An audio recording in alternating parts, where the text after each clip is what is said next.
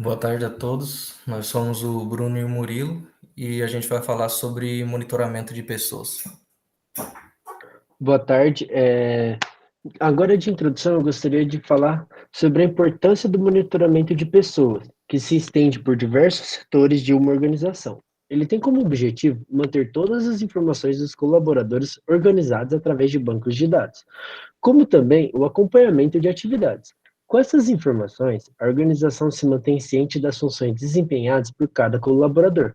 Desta forma, é possível detectar e evitar problemas e falhas em processos, garantindo que o planejamento seja bem executado e os objetivos alcançados adequadamente.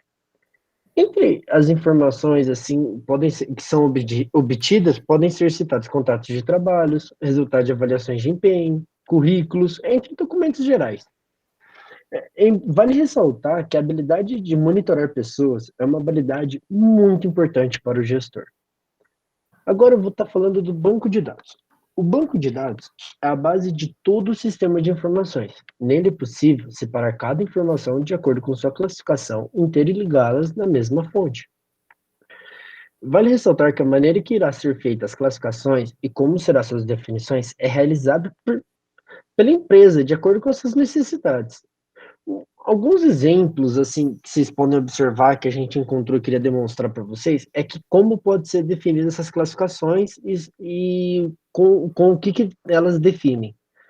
A gente encontrou uma empresa que definiu tudo como um cadastro. O cadastro pessoal, ele apresenta dados sobre cada funcionário, informações de cada pessoa. O cadastro de cargos, ele já dá os dados sobre cargos e seus ocupantes.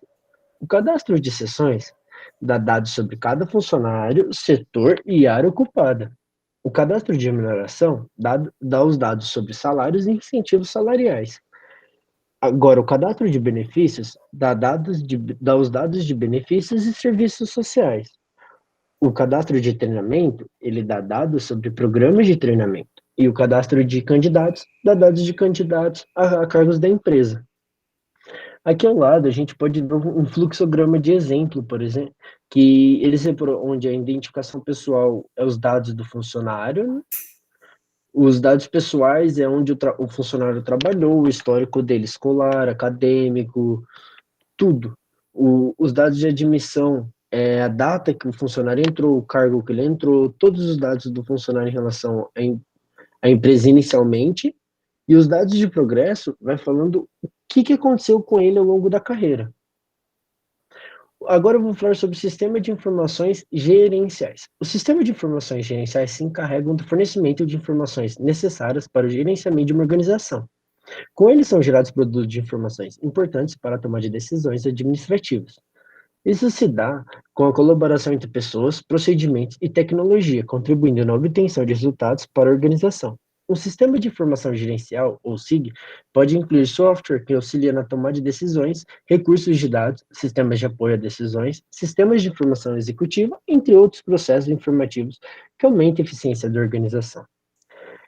Esse sistema ele tem o objetivo de coletar, registrar, analisar e recuperar os dados sobre recursos humanos. Pode ser dividido em dois objetivos básicos: administrativo, em que reduz os custos e os tempos de processamento da informação, e o suporte para a decisão, que auxilia os colaboradores a tomar melhores decisões.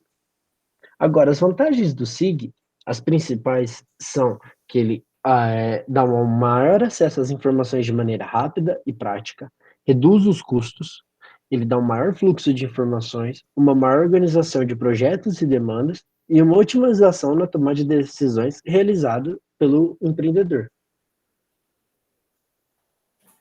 Agora eu vou falar a respeito do People Analytics, ou análise de pessoas. É um método de gestão de pessoas que está baseado na coleta e na análise de dados sobre funcionários de uma organização. É uma abordagem orientada de dados de coleta por meio de softwares que utilizam informações provenientes de várias fontes diferentes, né? Este método funciona através de 4 processos: a coleta, que é colher os dados e as informações necessárias para a análise; o cálculo, que é o momento da análise das informações coletadas; e a análise em si, que é a partir dos dados analisados será possível a tomada de decisões com um maior embasamento. e a modelagem, que é o cruzamento de tudo que foi obtido anteriormente, o que faz com que seja possível pensar em maneiras de melhorar a estrutura da equipe e distribuir benefícios e incentivos. Agora eu vou dar alguns exemplos de aplicação da People Analytics. Como, por exemplo, temos a Google. A empresa desenvolveu um estudo de caso de aplicação da análise de pessoas com o objetivo de entender as necessidades de qualificação dos gerentes de suas equipes. Com o nome de Project Oxygen, a organização procurava saber se os gerentes eram realmente necessários.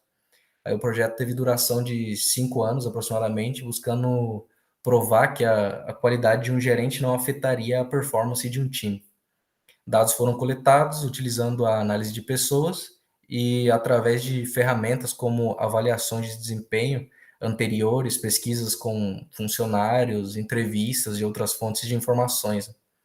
Após as pesquisas com equipes, líderes e profissionais, foi demonstrado que uma gestão qualificada era indispensável, conseguindo também entender certos padrões de comportamento necessários para uma boa liderança. A próxima empresa é a empresa brasileira fabricante de aviões Embraer. Ela apresentou dificuldades no volume de candidaturas em processos seletivos e a carga de trabalho, né, que era gerada com elas. A Embraer iniciou um projeto com o uso de inteligência artificial para a contratação de estagiários que obteve mais de 17 mil inscrições.